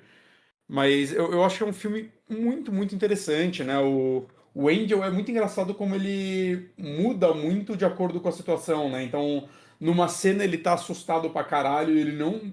Né, o Cypher vira pra ele e fala, mano, e aí, você tá com medo? Ele fala, claro que eu tô. Eu fico. Eu investigo casais que vão se divorciar e agora eu acabei de achar um cara morto. Claro que eu tô Eu tô assustado. sendo perseguido, eu tô sendo investigado por assassinato, né? Exato, exato. E, inclusive, né, uma coisa que, tipo, vale ressaltar, né, que aí o Cypher vira e fala, tá, eu te pago US$ 5.000. E ele, tipo, muda, né, e hoje em dia ninguém Uhum. mudaria por isso. Aqui no Brasil a gente mudaria, né, É acho que que o assim, Brasil foi US$ 5.000 em 55 ajustado, devia ser muito dinheiro. ajustado pra inflação pra 2020, eu vi, dá US$ 50.000. Então É é tipo. Muito muito dinheiro. dinheiro. Uhum. Ele tava pagando 25 centavos no hambúrguer que ele tava comendo, sabe? É. É muito barato, cara. Bons tempos. US$ 50.000, US$ 5.000 provavelmente ele comprava uma casa, saca, no Uhum. subúrbio, nessa época. Exatamente, cara. Era O, muito dinheiro. o filme, assim, ele é lento, denso e tal, mas eu acho que ele não te dá muito espaço pra você se perder na investigação. Acho que ela tem pontos muito certeiros de relembrar o que tá acontecendo, né? Sim, sim. Ele é bem didático em algumas coisas, assim. Apesar dele ser muito aberto em alguns detalhes, né? Como o Johnny falou, eu acho que ele é bem didático para onde a investigação tá indo. O diretor tá sempre te Eu, situando eu, onde ele quer que você esteja situado. Ele não vai. existem pontos abertos pra você debater, detalhes que você vai reassistir e pegar, mas eu acho que não é um filme que acaba e você fala, não entendi nada. Não, Saca? sim. Você entende o básico que, tipo, ele, pelo menos o que o filme quer te passar, que é, ele sacrificou esse jovem soldado e agora ele tá vivendo a vida falsa dele. Isso o filme te fala abertamente. Você não vai ficar com dúvida com isso, ao menos que você tenha pescado enquanto você assistiu o filme. Mas Saca? Então essa parte acontece. Que no final, a Lisa Bonet, a Epiphany, né? Ela é a filha dele. Saca? Isso o filme te deixa claro. Saca? Então eu acho que ele, pelo menos a base do filme você consegue entender. Os detalhes é bom reassistir ou pesquisar mais. Mas qual é Qual é a a questão, contrapartida do então? Johnny? Não, então, é meio que você falou. Ele te dá, ele te guia bem pra você terminar o filme, entendendo a história que você viu. Mas ele tem muito detalhe ali no meio que é muito fácil você. Assim, você precisa parar pra pensar um pouco pra falar: Sim. pera, mas e isso? Eu acho que uma das coisas que mais me incomodou, e de novo, né, vendo o vídeo lá do cara analisando, ele foi uma coisa que falei: ok, isso faz algum sentido. Cara, como que é o nome do Johnny? Johnny Favorite. Favorite. O Johnny Favorite fez um pacto com o diabo pra ficar famoso. Eu sei que você vai falar, mas... Ninguém conhece a porra do Johnny Favorite, cara. Tipo, Exato. Porque o diabo enganou ele. É um negócio meio do gênio. Então, mas essa análise no vídeo que eu vi, eu achei muito legal. Porque da mesma forma que o diabo dá, ele tira. E ele fala isso no essa análise do vídeo lá que eu comentei é bem interessante nesse ponto. Que ele fala de algumas coisas, por exemplo, a pessoa que se suicidou no começo do filme, né? Que tem a cena da mulher de preto limpando sangue na parede, e daí depois o Harry Angel vai lá e não tem nenhuma marca de sangue, não tem nada, é como se aquela morte nunca tivesse acontecido. Então, a análise do cara é que o diabo tem o poder de fazer as coisas deixarem de acontecer num nível que as pessoas não vão nem lembrar que aquilo aconteceu. Sabe? Então, tipo, na análise desse cara, falou, tá, ele deu a tal da fama pro Harry Angel, enquanto ele tava vivo, pro Johnny, ele tinha essa fama, né? E quando o Johnny tipo, trapaceou com o demônio tirou a fama. Tipo, tirou muito a fama. Um outro elemento que é uma questão de tipo, você tem que parar pra pensar um pouco, o Harry Angel é o Johnny Favorite. Eu tô sempre com Johnny Famous na cabeça, mas Johnny Favorite que enfim, que tá ali, ele voltou, pá, beleza. Algumas pessoas participaram do processo ali, do ritual. Então, e essas pessoas não reconhecem ele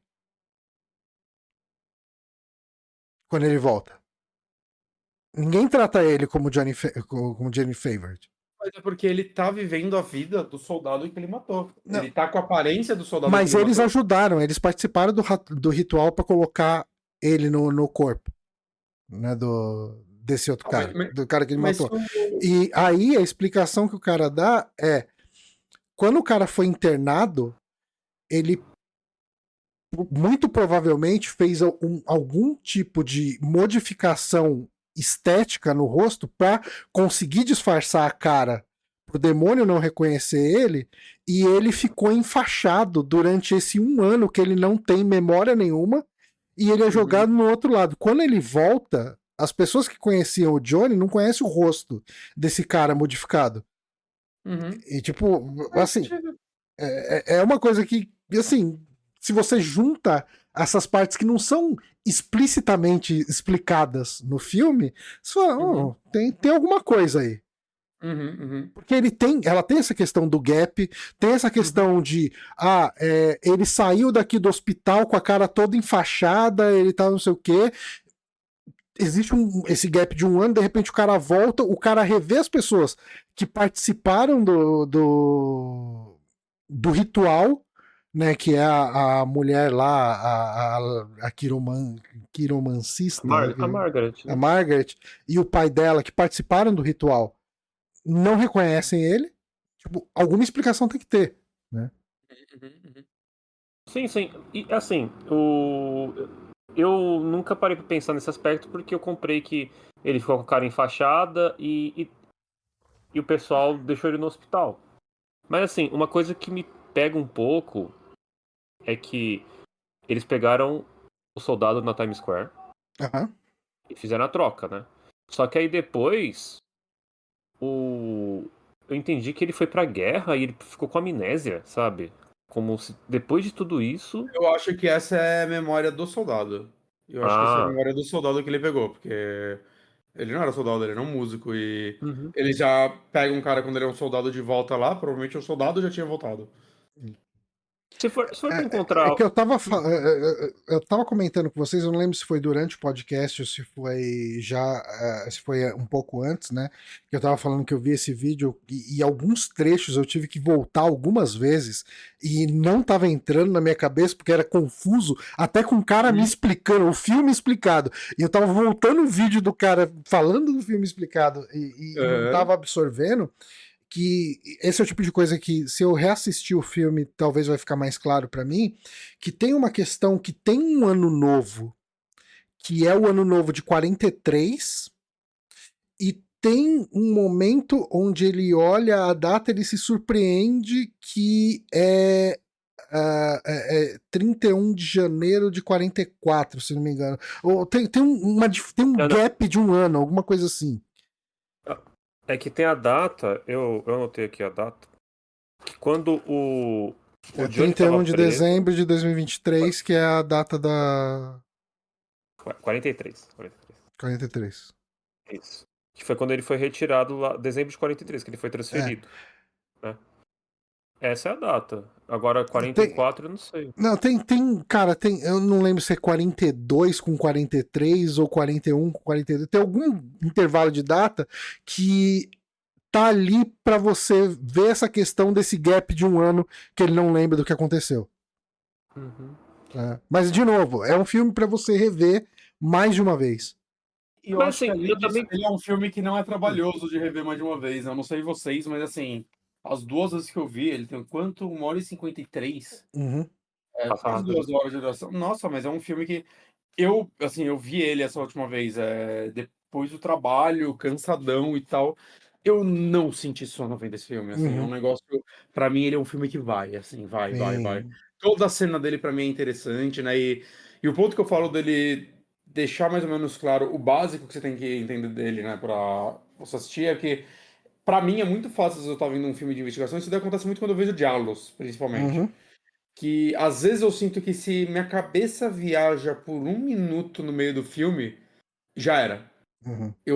Ele vira um filme visual pra mim. Eu já não sei mais o que tá acontecendo e em nenhum momento mais o filme me puxa de volta. Assim, eu acho que agora eu tô aqui pelas mortes. Eu não sei mais pra onde essa história tá indo. Eu não sei Uhum. mais o que eu tô fazendo aqui. É muito normal pra mim isso em filme de investigação, principalmente se eu vejo cansado. E eu não sinto isso com esse filme, saca? O tempo todo, como vocês falaram, às vezes ele tá pelo menos te lembrando, ele quase recapitula as coisas de uma forma que não é, tipo, no último episódio, né? Não é sei lá, o psicólogo de psicose chegando. Mas a cada X minutos parece que ele repete alguma coisa que, tipo, tá, isso, tá, isso. Ele tá sempre te reentregando coisas, né? Eu acho que é muito inteligente a forma que ele faz isso, porque é uma história Uhum. complexa, né? É uma história que se enriquece mais de outras assistidas, você vai pegar mais detalhes e tudo mais, mas a primeira assistida já é prazerosa o bastante, porque você não tá viajando ou desesperado, esperando, tá, vai ter alguma chave no final, que aí finalmente eu vou entender o que tá acontecendo. Não, você sente que você tá pelo menos no mesmo pé que o protagonista do filme. Uhum. E Assim, eu acho isso ótimo. o filme, pra mim, ele tem um problema de todos os personagens que o Harry tem que ir atrás tem 2 nomes. A Margaret era a Madame Zonkos lá. Ah, Aí ok.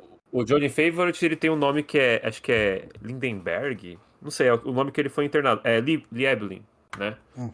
O Lucifer tem outro nome, né? A Epiphany, ela tem um nome, mas né, a mãe dela também tem 2 nomes e tal.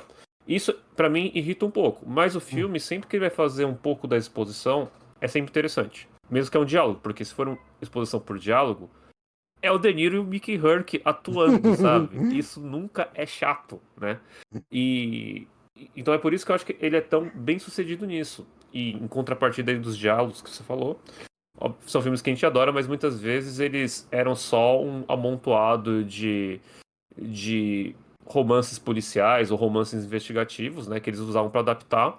E a carne do negócio era a morte, né? As mortes divertidas e tal. Então, existe um cuidado muito maior nesse Sim, filme, sim. né? É diferente você pegar um filme, sei lá, do Sérgio Marino e querer comparar com o filme do Alan Parker, por mais que eu goste dos filmes dele.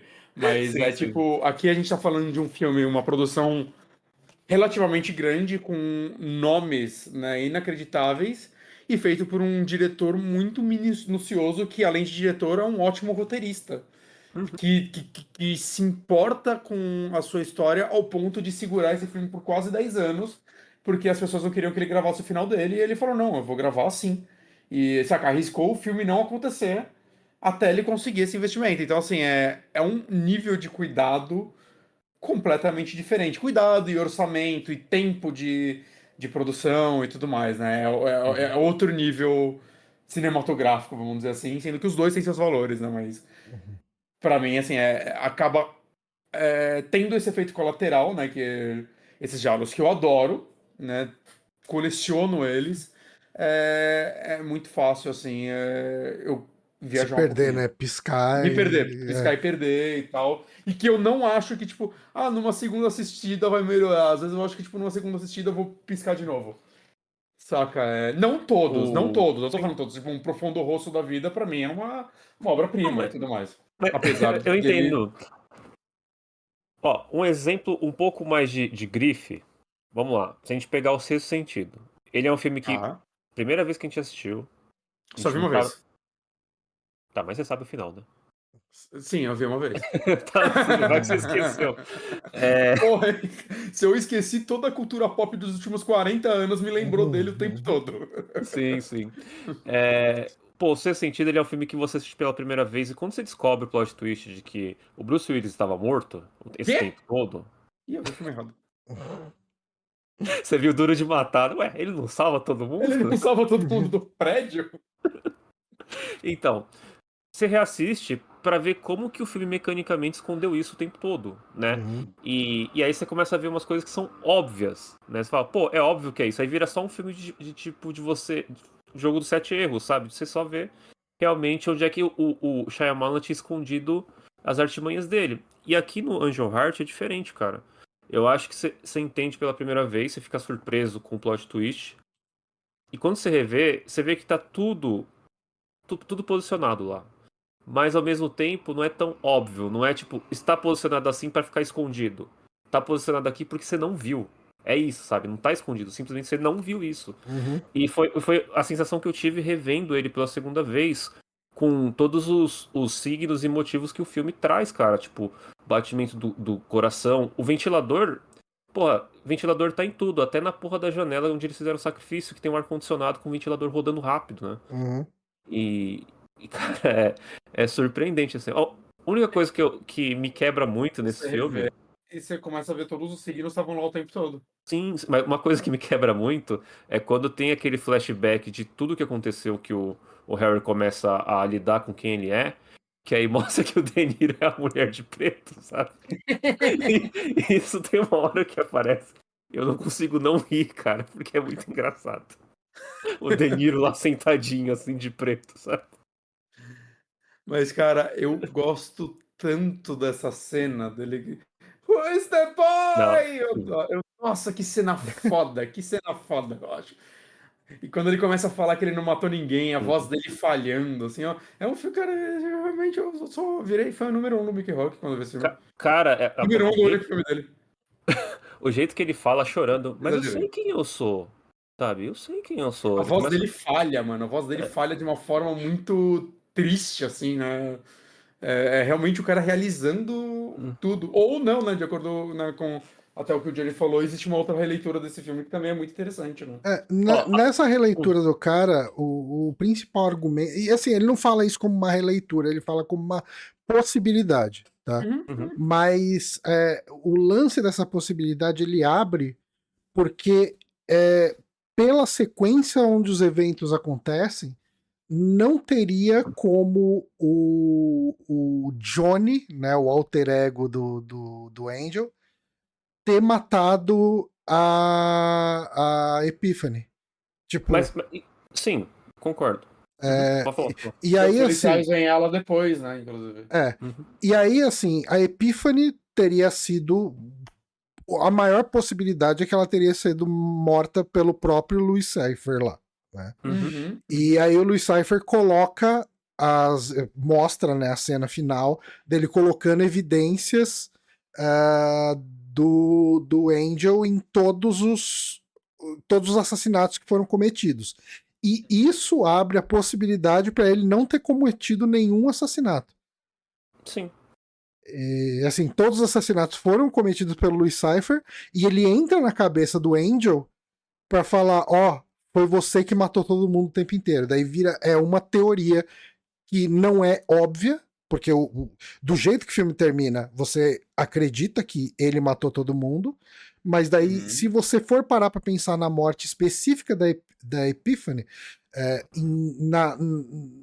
na sequência que eles acontecem, né? Porque ele acontece logo depois da morte do pai da Quiromante lá.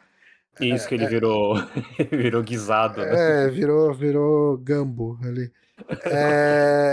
Tipo, não teria como ele assumir o Johnny assumir o corpo do Angel pra matar ele, desassumir e voltar e ir pro outro lugar, tipo, não faz sentido pela sequência.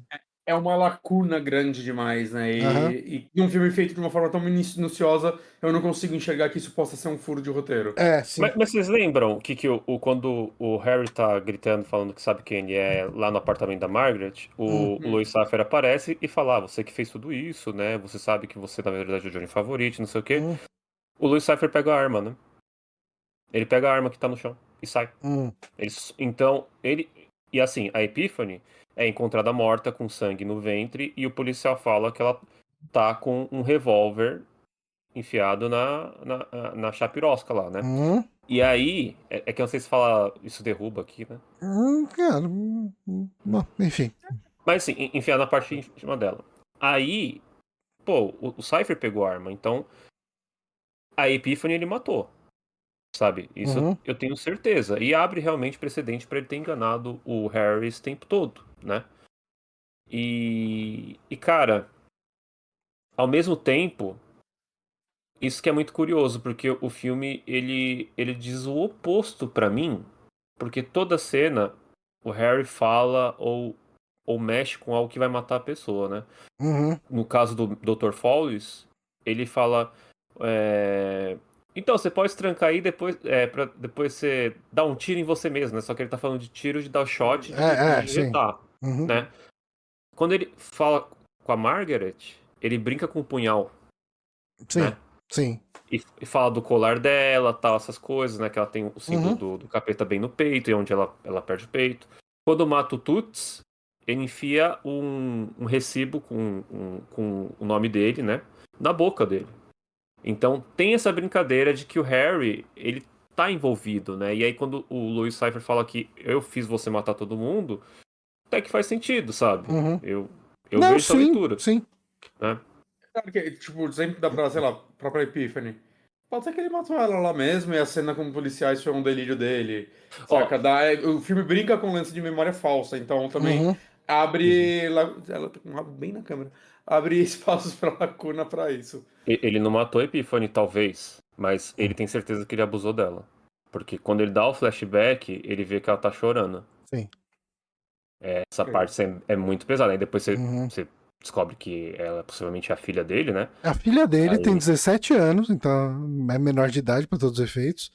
Que em 1955 eu acho que não Não, tinha valor não era nenhum. um grande problema em É. 1955. Mas o Harry dá um drinkão pra ela também, né? Essa parte, assim, eu já me gelou a espinha, sabe? Falei, e vem coisa por aí, sabe? Vai vir algo muito, muito errado e o filme não vai deixar barato, né? Porque o filme não faz isso porque é legal, né? Ele faz pra punir o personagem. Sim, Aí, e novamente, eu acho que também muito disso daí é situando coisas da época, que sim, sim. eram. Naquela época era assim, tanto que pelo menos, né, tipo, a atriz era maior de idade. Ah, Né, sim. porque seria Sim, não, com terrível se ela não certeza. fosse. Não, porra. Afinal não é o Poderoso Chefão 1, né? E O que tem, vou deixar quem a, tem Polo- menos de idade? a Polônia, a mulher que casa com o Al Pacino na Itália, Quem? ela é menor de idade. Nossa, eu não sabia. É, mas ela mentiu pra todo mundo. Pelo Ah, menos igual é a o que diz. menina do Sexta-feira 13, 1 ou 2. Mentiu a idade, descobriram depois que o filme tava gravado, deu mó merda. É. Mas enfim, Tiveram que então. cortar várias cenas dela, porque já tava gravado. E, e tem a simbologia que é muito legal, né? Que o Harry começa em Nova York, lá no puta de um gelo, né? Eu assisti esse filme aqui nessa onda de frio aqui em São Paulo e porra, doeu ver ele andando com aquele sapatinho fino, enfiando o pé na neve, sabe? Pra ir, quanto mais perto da verdade ele tá, mais quente fica, né? Mais suado ele fica, né? Ele vai até a Louisiana. A Louisiana fica no sul, né? Tem todas essas simbologias, essas brincadeiras, que culminam na simbologia do elevador, né? Porque o Mickey Rourke, ele tá sempre acessando os lugares por escadas, né? Se você Sim. reparar. Sempre tem planos que lembram muito filmes expressionistas, filmes no ar, com aquela escada com a sombra enorme e tal, muito foda. Mas o elevador é um motivo constante nas alucinações dele. A porta abrindo, assim, né? E, e ele descendo. E, cara, olha, ainda assim, pegando um pouquinho aqui no final, tem muito filme que, quando você descobre o horror que o protagonista fez, né? Eles tentam fazer um final aterrador, né? Tipo, Old Boy. Old Boy tem um. Você já assistiu Old Boy, Johnny? Sim, sim. Cara, o final do Old Boy, ele é horrendo, né? Porque a gente fica com muita dor, muita pena de todo mundo naquela situação, né? E aqui eu acho que eu sinto a mesma coisa pelo Harry, porque o diretor simplesmente não escolhe mostrar ele sendo preso, ele sendo morto, sabe? Ele encontrado todo destruído porque o diabo levou ele. Cara, é tão triste ver ele descendo o elevador, sabe? Aquele elevador dele descendo assim, fazendo barulho e a música tocando. E tem um agravante extra.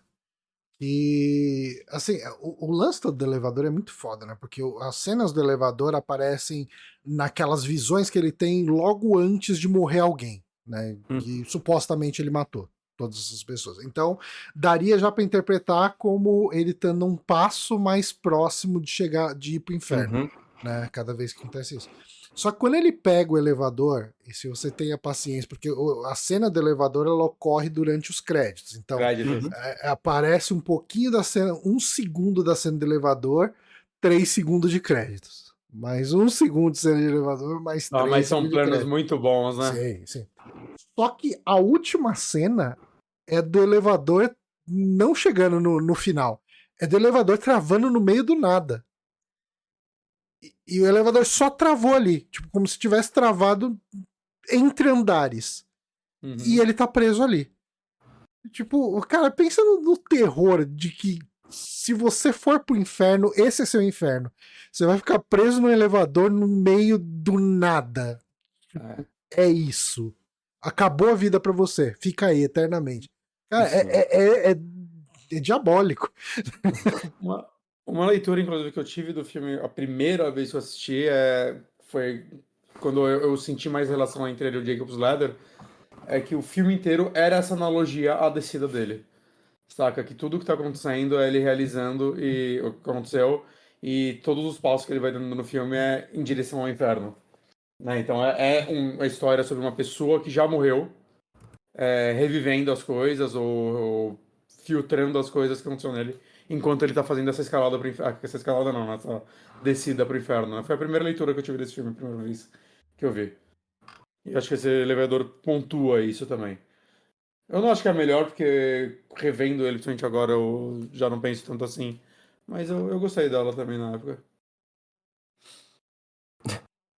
Uma coisa desse filme também é o diretor tentou muito que o Ennio Morricone fosse o compositor dele, mas não deu certo. Ele chegou na coisa assim, eu gostaria de ver o que seria a trilha dele. Pô, mano, ele é bom pra suspense, hein, cara? Ele fez o The Thing, fez o Oito Sim, Odiados, né? ele é bom pra qualquer coisa, né? Nossa, se ele fizesse a música da Ultragás, ia ser melhor que a música do Beethoven, sabe? Eu até Sim, mandava cancelar meu gás encanado só pra comprar. O gás do puxão. Eu simplesmente ia desrespeitar as leis e trazer um puxão de gás pro Dentro do apartamento. apartamento. Sim, mas a música desse filme é muito foda, cara. boa, muito boa. E o legal é que o tema do Johnny Favorite, ele é uma música que existe, né? Não foi composta pro filme, né? É uma música pop Uhum. lá dos anos 50, né? Mais uma vez, o trabalho de produção de encontrar uma música que não é popular, mas não é tão popular a ponto de estragar, sabe? Assim, falar, pô, Uhum. essa música quem tá cantando aqui é o Cazuza, sabe? Não, entendeu? É um negócio assim. Cara, é um filmaço. É uma pena, inclusive, que ele não tá em nenhum serviço de streaming. Ele tava há um tempo atrás na Ele tá num Netflix. serviço de streaming. Ele tá no YouTube. Inteiro? Dublado. Mas tá. Inteiro, mas numa qualidade boa. Ô, louco. Ele tá no canal do Netmovies. Hum, Vocês lembram do Netmovies? Lembro no Netmovies sim. que é do Jovem Nerd que anunciava eles. Então. Tá no canal. Tá inteiro dublado no canal do Netmovies. Caralho. Peraí, mas tipo, oficial, né? Você pode ver. Então, tecnicamente. Ninguém tirou de lá. Então, tecnicamente, a Netmovies é uma empresa que Ah, então a gente existe tem direitos. e tem licença para. Tinha pelo menos para alugar filmes. Se subir filme Eles inteiro têm. assim, é muito fácil derrubarem, né? Deve ter É, alguma licença assim. eu acredito que eles tenham algum tipo de licença para ter esse filme lá. O Netmovies tá subindo o filme espelhado, assim, pra ninguém pegar, sabe? Ele aumentou uma velocidade, assim. Nossa, cara, eu lembro quando eu trabalhei no Buscapé, teve uma época que teve uma debandada de funcionários do Buscapé para ir trabalhar no Netmovies. Ô, louco, hein? Hoje em Bom, dia, são as duas meio que faliram, então O dá pra Scapé saber quem tá faliu? pior. O Buscapé tá. Tipo, o Buscapé é. Hoje em dia, se não me engano, eles são skin do Zoom. Tipo, a base de dados é do Zoom, e daí ele mostra mais. Tipo, é uma skin, né? Tipo, o site. Tipo, ok, tem um CNPJ de Buscapé em algum lugar aí e tal, mas por baixo é a engine do Zoom. Mas esse até Nossa, eu entrei nos dois aqui, eles estão tipo com o mesmo layout. É. Nossa, o mesmo layout, só muda as cores e logos. Uhum. Inacreditável. Cara, E é que assim, nem. esse tipo de serviço é um que eu tô vendo IA matar foda. A galera tá. Eu nunca usei pra isso, mas eu vejo uma galera falando que ChatGPT te ajuda a achar promoção, que é uma beleza. Ó. Mais É que produtos que existem? na verdade É, o que deu uma ué. matada nesses sites de busca de preço foi o Google. Que hoje você pesquisa um Sim, produto no Google, o Google já te traz preço de vários lugares. também. Olha, a gente ficou completamente off-topic, né? Mas Ah, normal. eu lembro do Buscapé ter processado o Google e perdeu por concorrência desleal. No lance de pesquisa de preço, porque tipo, eles eram gigantes demais e não sei o que Toda e a base tal. da internet tá no Google. O juiz virou e falou: dá seus pulos aí. Caralho. O. Assim, só um pouquinho mais de off-topic, é que nem o PicPay, né? PicPay veio aqui e falou, não, dá pra transferir dinheiro aqui, ó, entre bancos, né? Você não vai precisar pagar nada, ó, que da hora. Eles simplesmente lançaram o Pix um ano depois, né? E eles tomaram no cu Cara, também, no né? PicPay eu usei muito quando ele dava aqueles cashback absurdo, mano. Ganhei uma Então, grana com o PicPay. eu Ganhei acho bem, que é. a gente até Cara, ficou um pouquinho... eu abri os dois sites aqui. É igual mesmo, é o mesmo. Não, o nível de ser igual é absurdo que os banners são os mesmos. É o mesmo site. Só muda. Parabéns a todos os envolvidos. A gente tá no off-topic aqui, então Hum, acho que a gente já tá indo pros é um finalmente. bom momento para encerrar o podcast. Eu queria só, então, homenagear aqui ao Bonatti, que é uma coisa que faz tempo que ele não faz, eu achei um poltrona nerd pra falar aqui do... Eu pensei que você falou que queria homenagear o Bonatti, que é uma coisa que ele nunca faz, que é indicar um filme bom. Não, que isso, cara. Ó, eu vou falar, a gente sempre brincou com o negócio do Demons, mas sempre eu penso no Tony por mais vezes que eu gostaria de admitir, cara, porque eu adoro aquele personagem do Demon, sabe? Tá com as duas minas e começa a escaralhar tudo. Vocês estão muito errados, mano. Demons é bom pra cacete. Ó, mas eu queria puxar um Poltrona Nerd, que é uma leitura de comentários que a gente acha na internet do filme que a gente falou, né? Do podcast, que faz tempo que o Bonatti não faz isso. Eu tava me machucando um pouco fazer isso. Eu achei um aqui do Poltrona Nerd falando sobre Coração Satânico. O filme prende bem a atenção, mas não gostei do tema satânico. Porra, velho. Porra. É importante isso. Parabéns. Eu vou assistir Coração Satânico. É sobre o que esse filme? Ele deve ter visto só o nome em inglês. Ele tava esperando Anjos. Não vi nenhum coração, nenhum anjo. Não, coração eu vi, mas não vi nenhum coração de anjo. Ai. Bom, dito isso, vamos para as nossas notas, então. Eu vou começar. Eu vou dar uma nota. Eu gostaria de dar uma nota para esse filme depois de assistir uma segunda vez. Mas como eu não posso fazer isso, a minha. Ninguém vai te medir. Pode ver no Netshoes. Netshoes não, no Netshoes. Netshoes. Eu acho que minha nota para ele é 6 peles e com potencial para virar 7 assistindo uma segunda vez e pegando mais detalhes. Eu vou te falar que me deu uma apertada no coração, porque por um motivo eu achei que nossa nota era de 0 a 10. Nossa, peraí. 6 de 10? Eu tinha esquecido. E você está ouvindo o rádio 10 peles. 10 peles. Deu uma doída assim, meu Deus, por que, Johnny? Não, mas é isso. Eu acho que ele é um filme muito bom. E ele puro, assistindo uma vez, ele já é interessante o suficiente. Cheio de coisa legal, assim, e com um plot twist bem interessante. Quando você pega os detalhes, que eu peguei os detalhes de outra pessoa, você vê que ele é um filme muito foda, né? Eu teria uma avaliação assim maior se fosse a minha terceira assistida.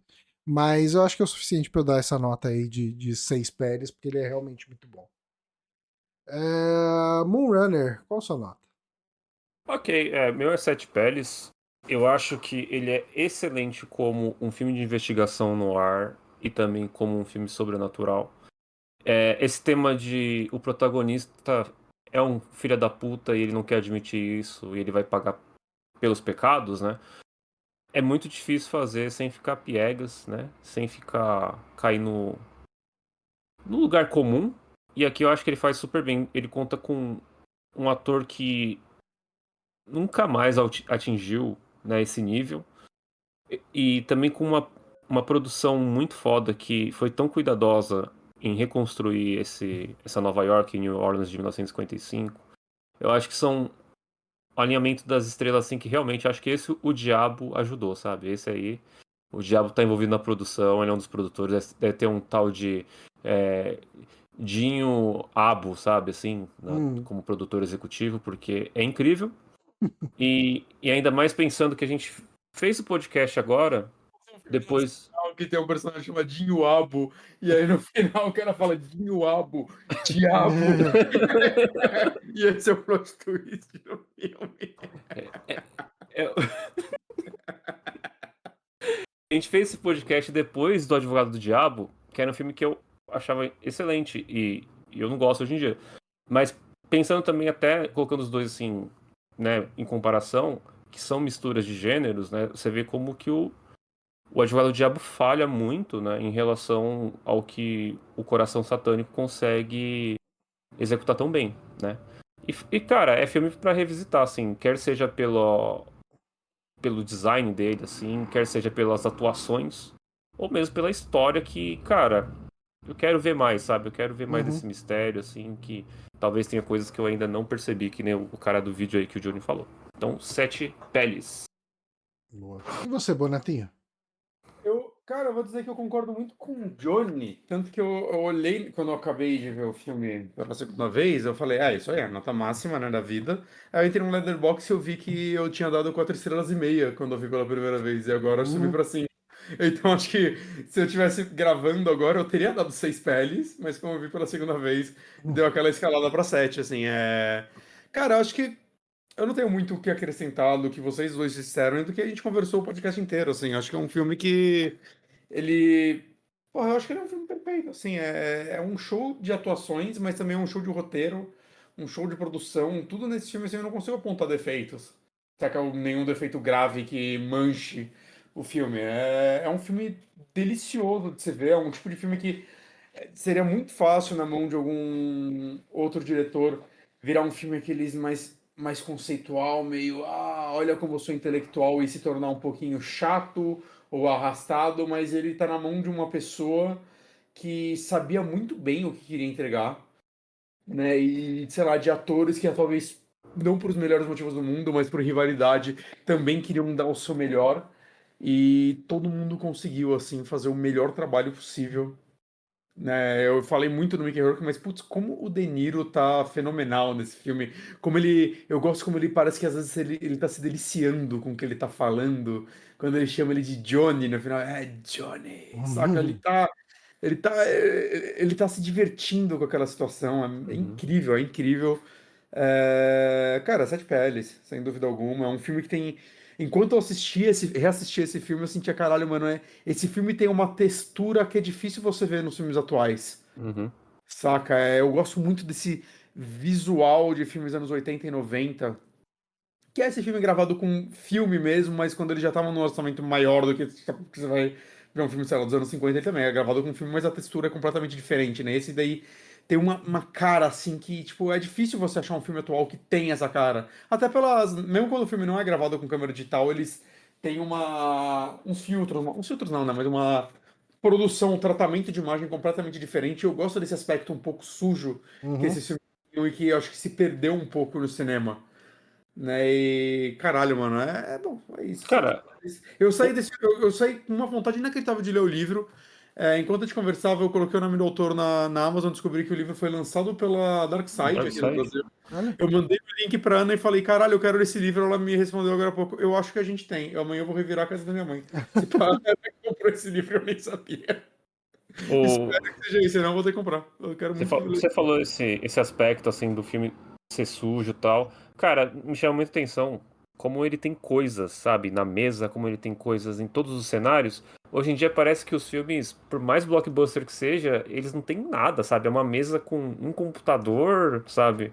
Uma Talvez porque hoje coisinha. em dia a gente tá vivendo naquele mundo que as salas são clean, tá na moda o clean, que eu acho um Pode exato. ser.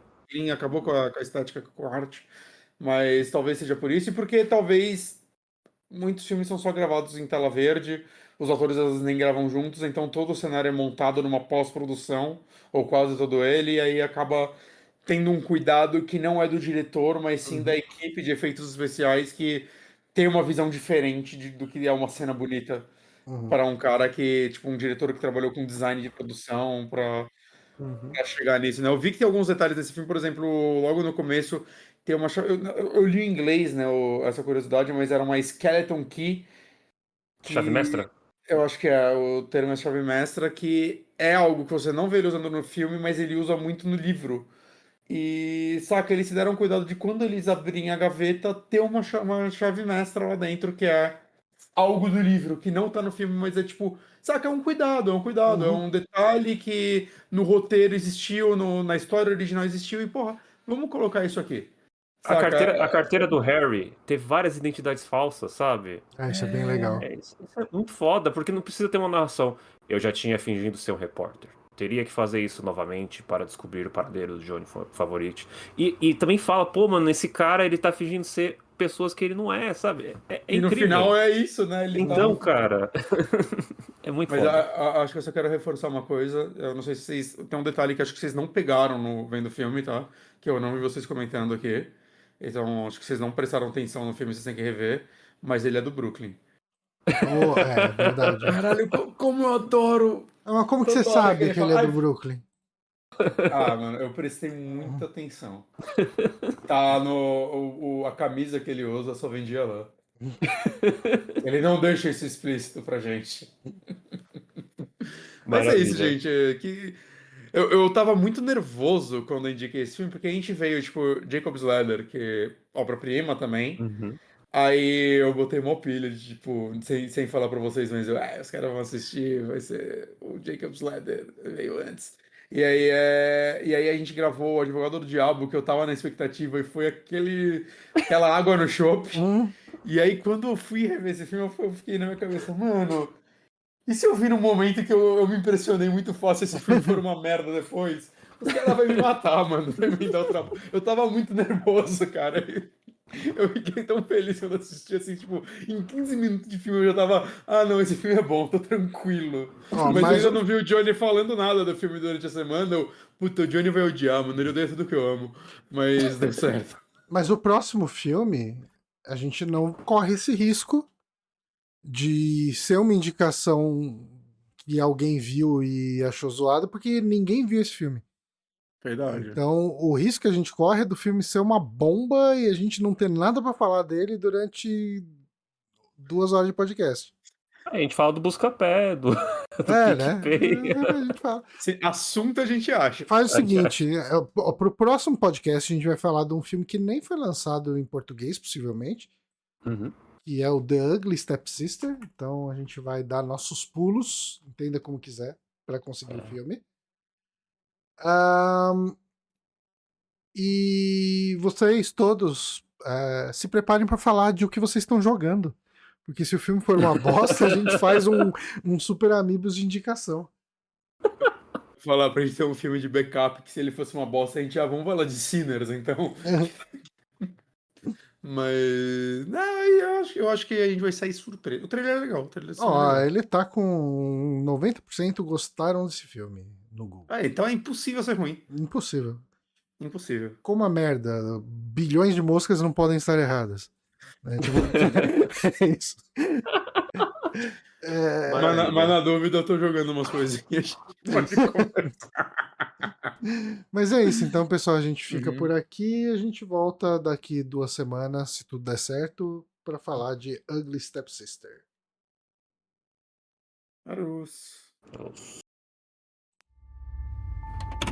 Você ouviu a Rádio Sete Peles, o podcast de horror dos Super Amigos, com Johnny Santos e Guilherme Bonatti. Siga a gente no Twitter em @Rádio Sete Peles. Contato através do nosso e-mail radiosetepeles@gmail.com, onde o 7 é um numeral.